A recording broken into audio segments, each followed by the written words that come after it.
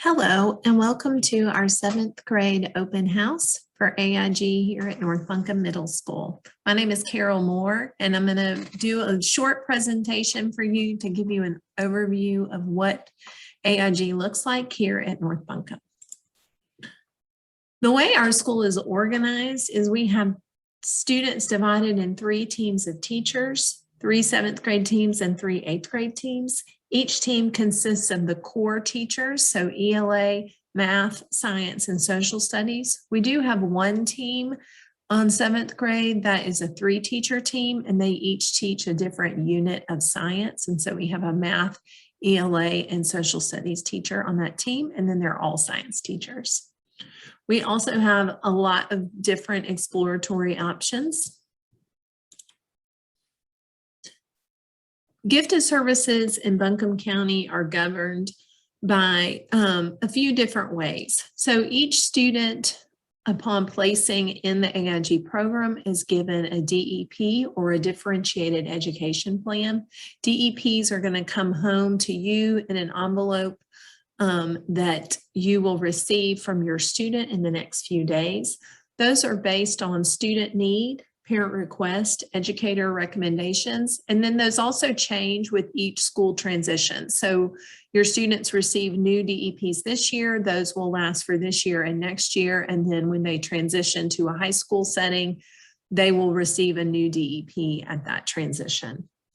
Parent contact must occur in order for a DEP change to be implemented. So if we decide as a group, you and I and your student decide that maybe enrichment groups aren't for them or cluster classes need to change, anything like that, we would make those changes. Those changes don't happen very often, and typically the services that students receive are consistent with them throughout their school career.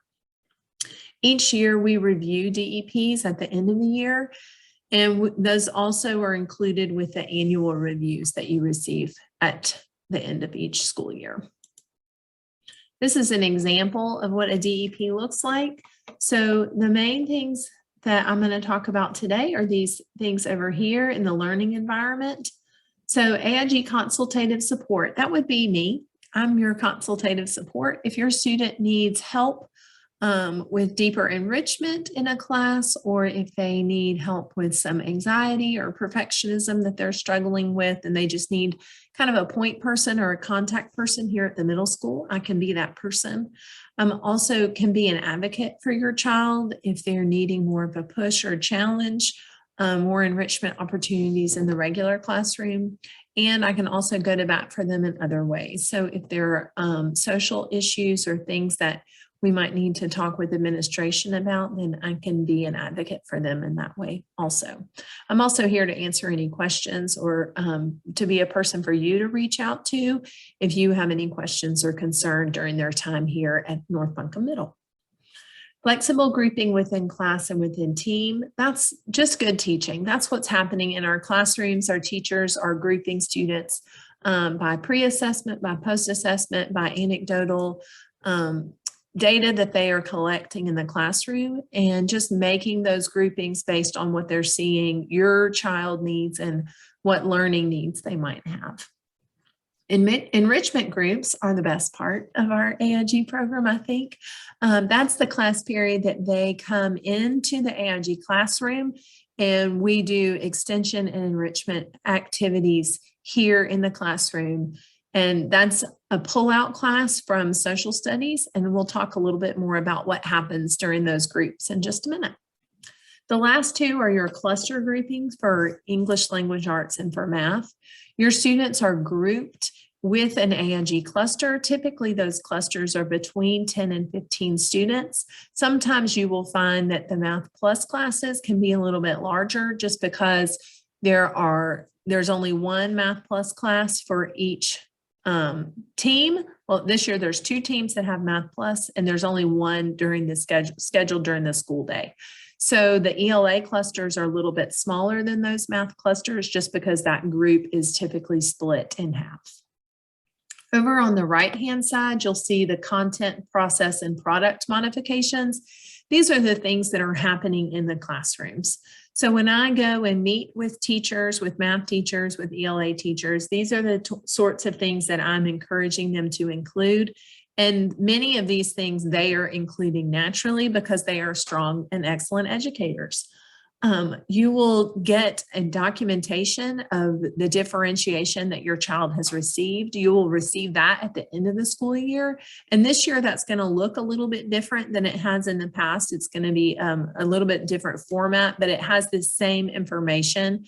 And teachers are working actually throughout the school year to use this as a checklist to try and include as much of that as they can when they're differentiating for your student.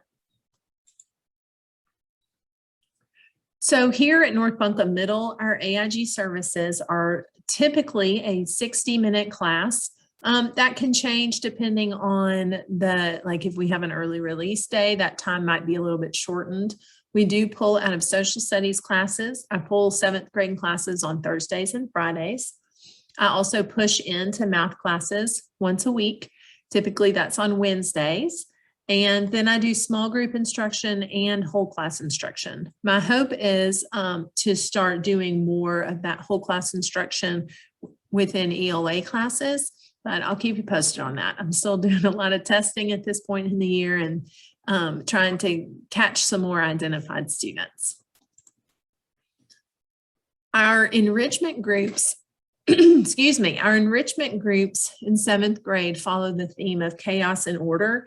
You'll receive a paper that has our syllabus for 7th and 8th grade and includes some more of our essential questions. Here are 2 of them.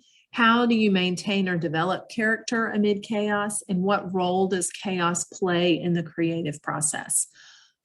So if you have a highly creative child, you probably know that chaos plays a big role in the creative process, at least it does at my house.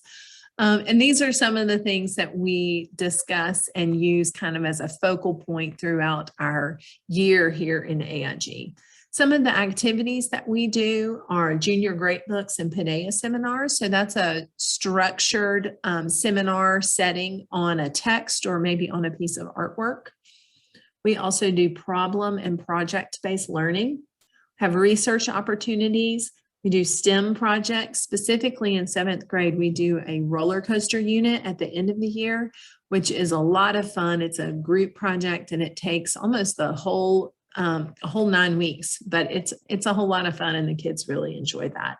And then this year, something new that we're incorporating are Think Law lessons. These are critical thinking lessons by a man named Colin Seal. I read a book that he wrote, Thinking Like a Lawyer, about the critical thinking gap that we have here in our country.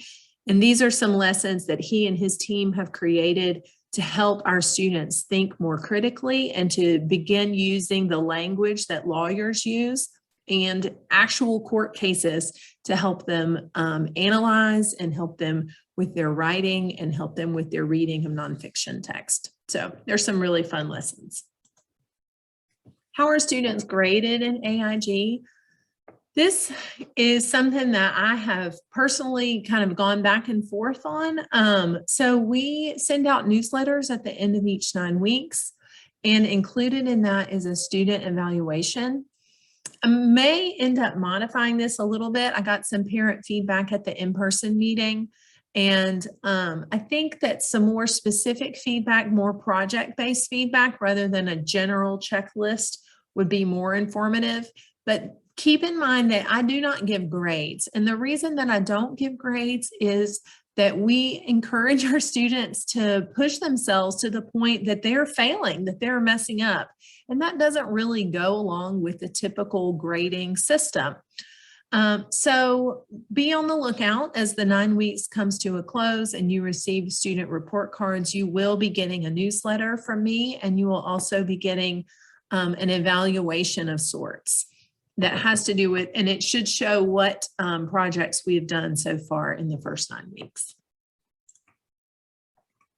Some of the ways that I am able to support students here at North Buncombe are to teach pull-out and inclusion classes. Inclusion just means that I go into the classroom and work with the teachers, collaborate with cluster teachers for differentiation strategies. And I do that weekly.